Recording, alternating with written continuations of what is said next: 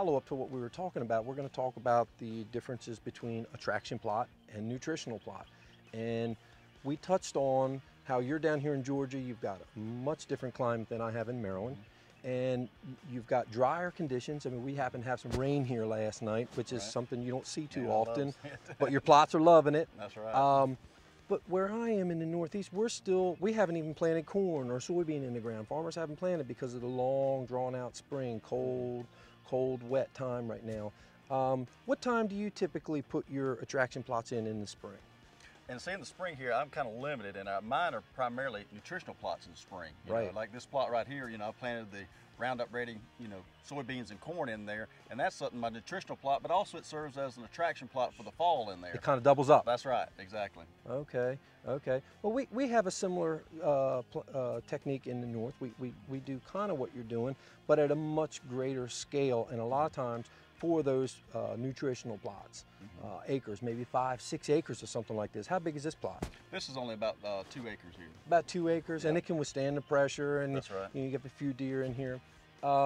Now, you have fire breaks that you plant down here? Yeah, that's primarily for attraction plots in there. That's going to be your smaller plots in there. I usually plant that stuff with cereal grains in there, something very attractive. I like to plant oats, this, you know, because it's very attractive, very palatable for your deer, and, you know, especially in these timberland tracts I have down here, I don't have the luxury of having large acreages that I can plant. You know, I don't have these large open areas in there. So I'm very limited in the amount of acreage that I have. So I'm kind of limited to planting primarily attraction plots. Sure.